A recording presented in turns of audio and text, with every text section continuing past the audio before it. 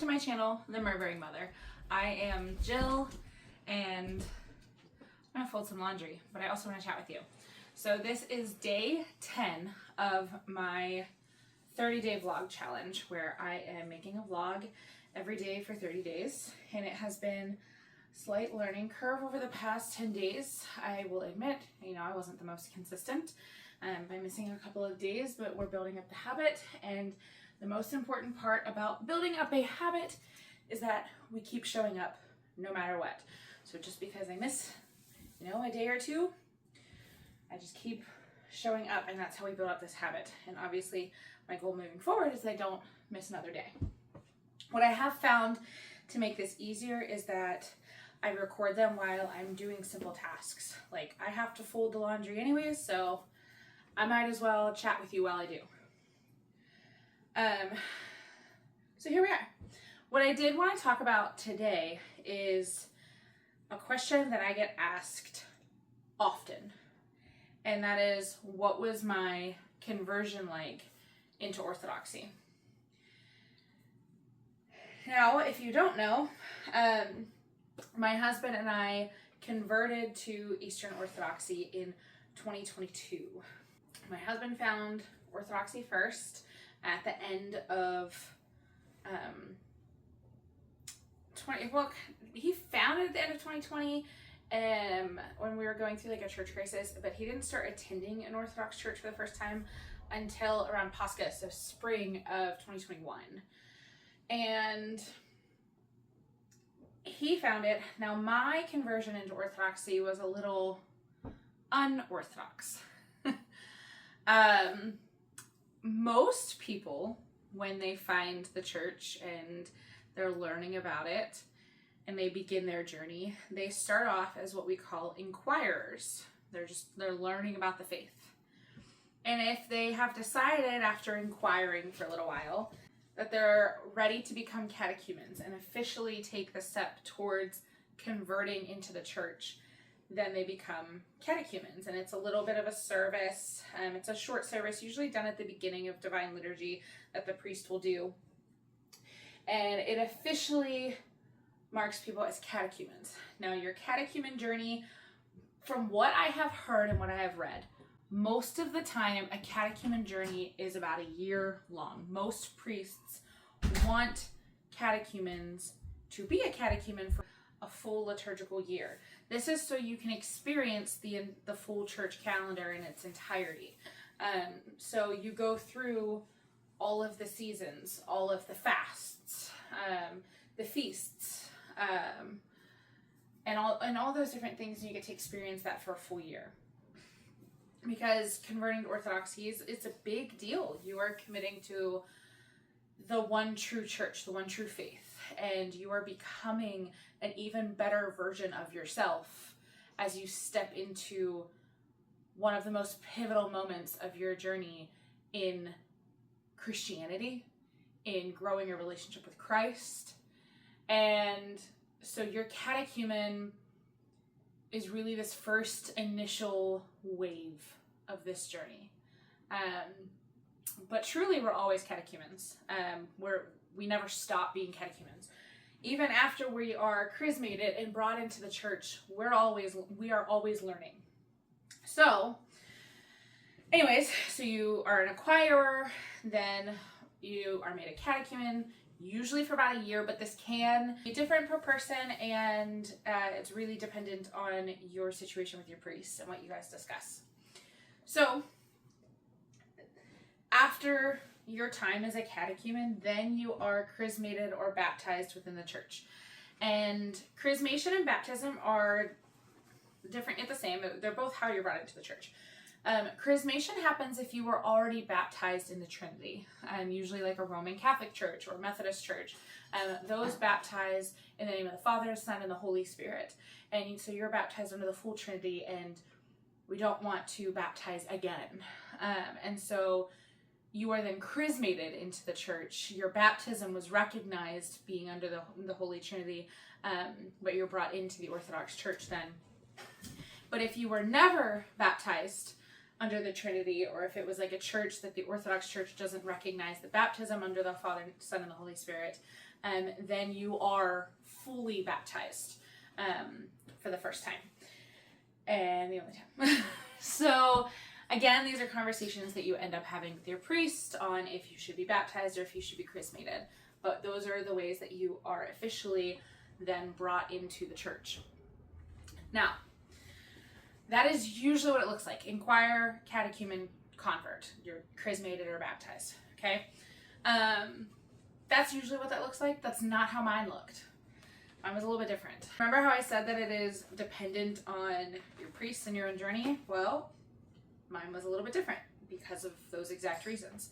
So when my husband found Orthodoxy in the 2021, he started attending around Pascha and was made a catechumen in September of 2021. But honestly, like, he was gung-ho from the very beginning, from whenever he first, he'll tell everyone, like, the moment he stepped foot into an Orthodox church, that was home. He was home. He used to be a Freemason. And when you become Orthodox, if you ever were a Freemason, you have to fully renounce all of that. You cannot be a Freemason and Orthodox at the same time. And so my husband had to do that. He had to denounce all of it, or renounce all of it, whatever correct wording is. But he had to like send an official email and letter saying that he was no longer a Freemason and fully step away from it, which was not a big deal for him because he has always said that, he's always craved higher church-like tradition. He always found the Roman Catholic Church intriguing just because of their traditions.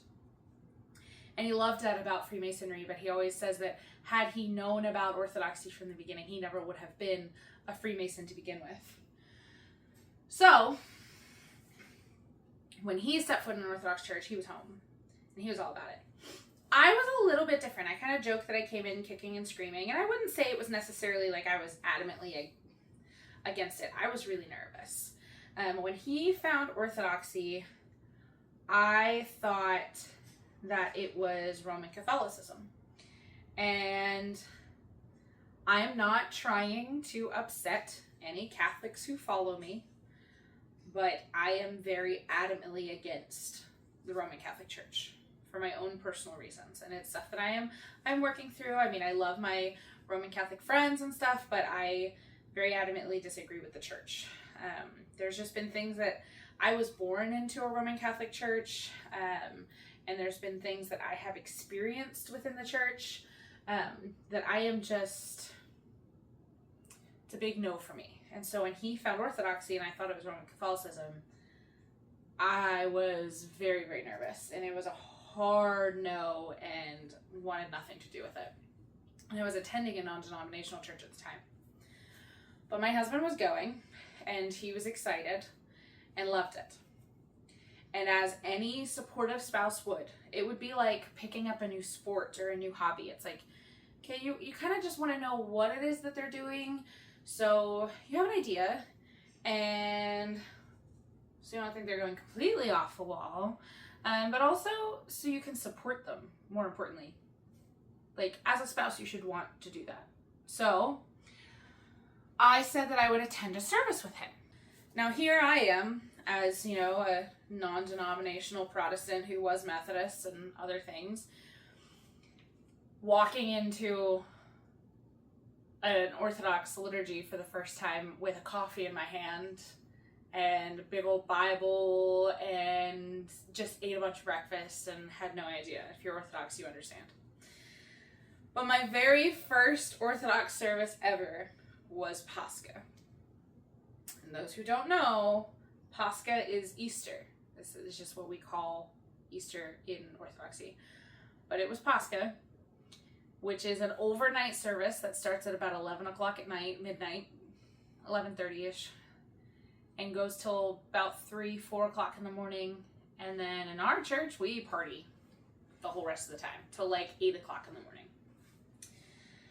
So, and at the time, the priest of our parish, his wife was Ukrainian, so a lot of the service was still in Slavonic. Really did not understand a thing that was happening. And if you've never been to an Orthodox church, you are not even prepared for the incense. And on Pascha, the incense goes wild because, it's Pascha. I love it now, but it is really overwhelming when it's your first ever Orthodox experience. So we go on Pascha, and RJ had been looking into this, and he was so excited, and he's like, I'm pretty sure this is like so many hours long.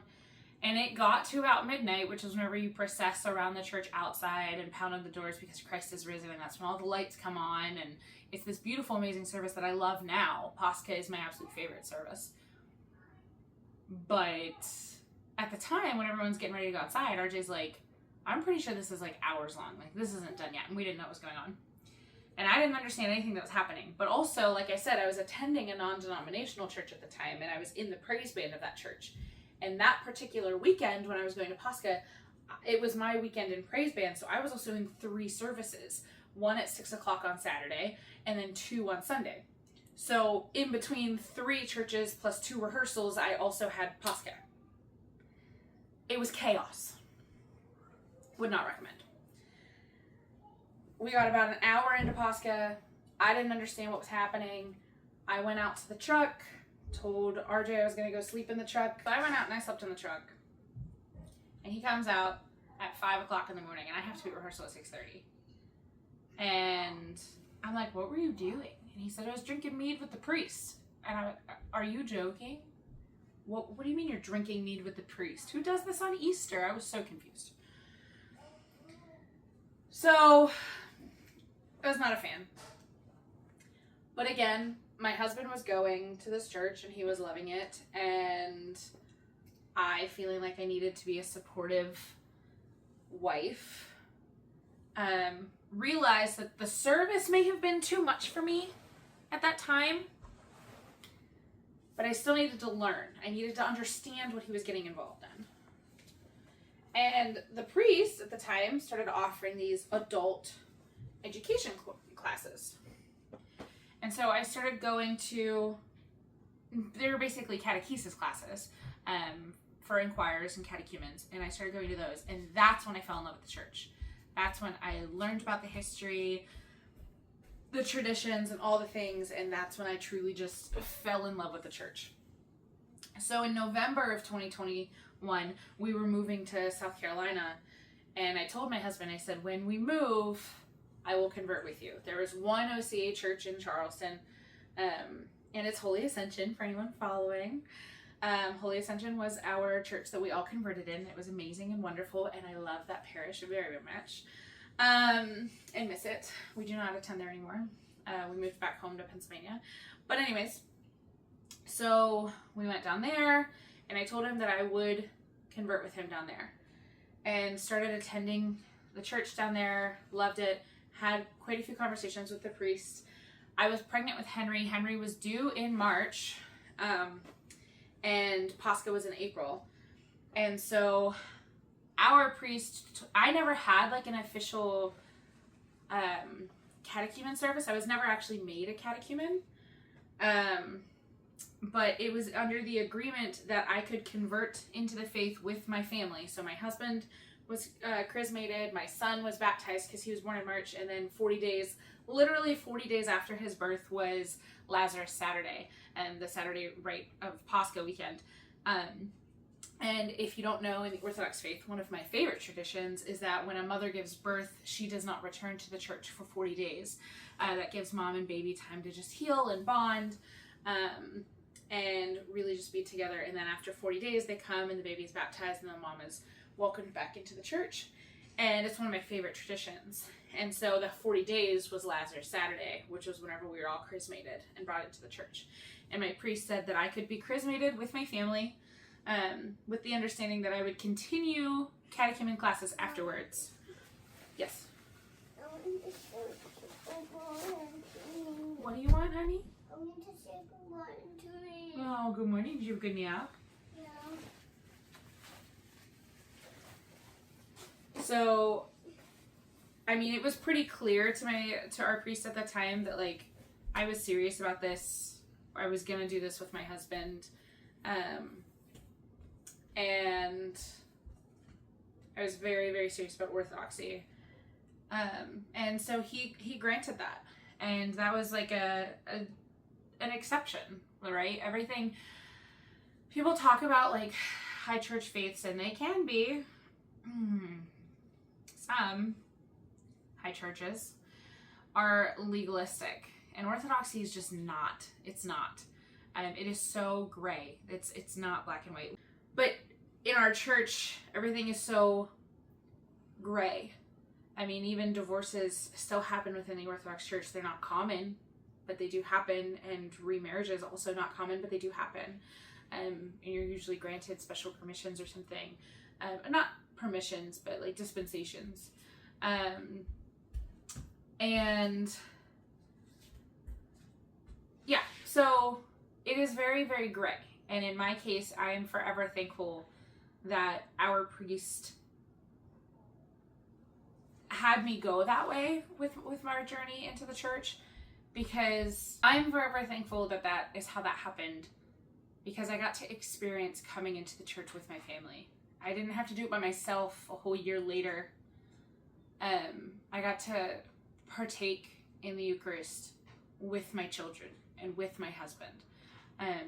And it truly also felt like letting my husband lead our family. Like, that was so honored in that, because I will say, like, some people ask about like how I get questions from husbands about how they can bring their wives into the church, or things that my husband did to help me through that conversion. One of the biggest things that helped is he never pushed it.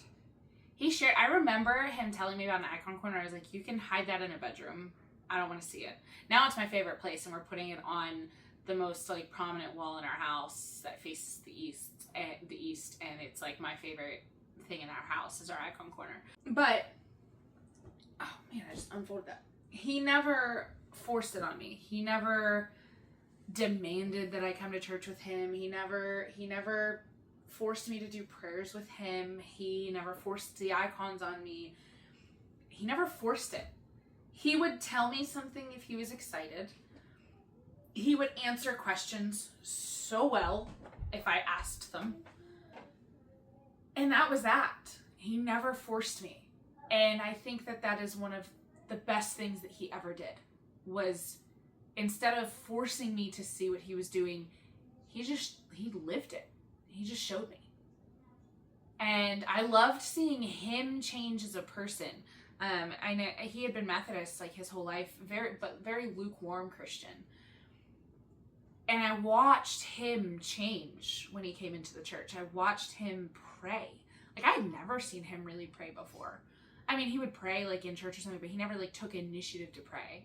And now every single night that we sit down for dinner, he's like, all right, who's saying prayers over the meal? Anytime we have a get together, he blesses the meal.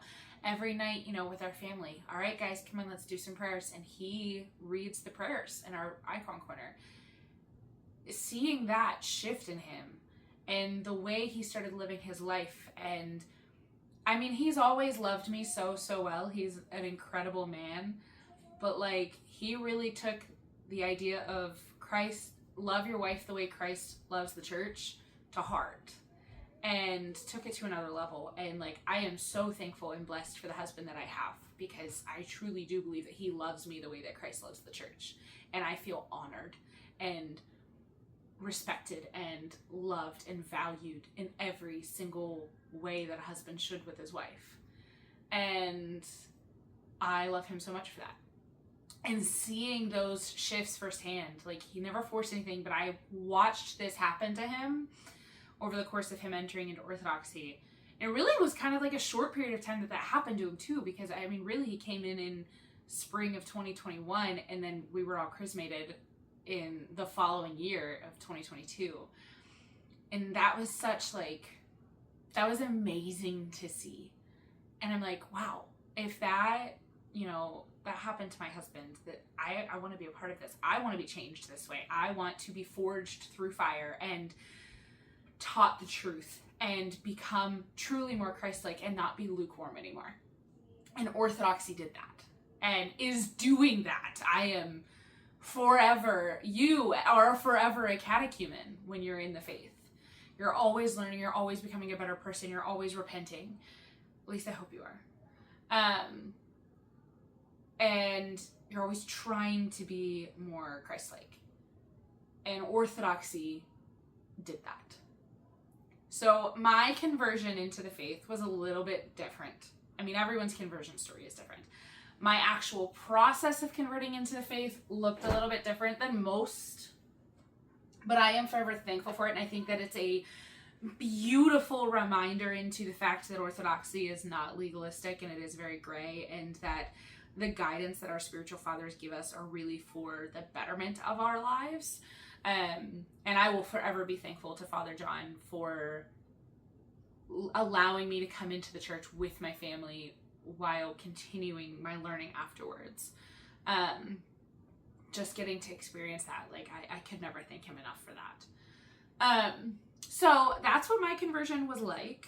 I'd be happy to chat more about like what it's like to be led by your husband, or things you can do to kind of open yourself up to allow yourself to be led by your husband.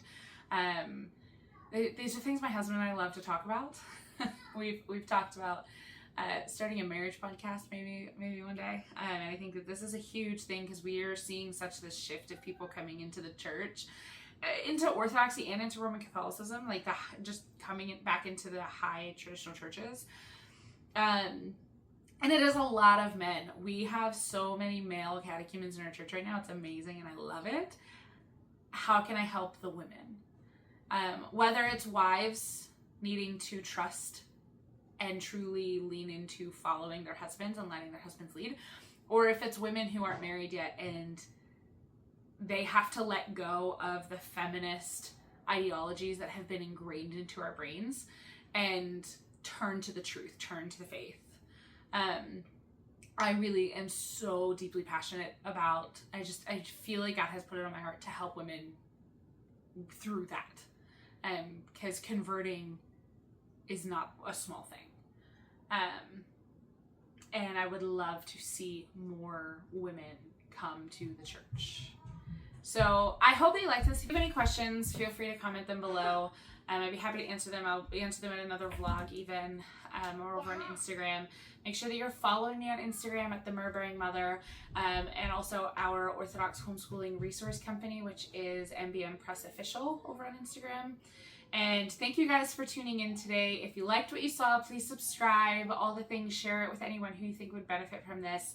And I look forward to chatting with you again tomorrow on day 11's vlog. Tomorrow, I have no idea what I'm talking about yet. I kind of just take this day by day. But I'm really excited because we're going to go pick up my husband here in a couple hours from the airport and take my son for a haircut and go play the playground for a little bit. So thank you guys for being a part of this, and we will chat again soon. Bye.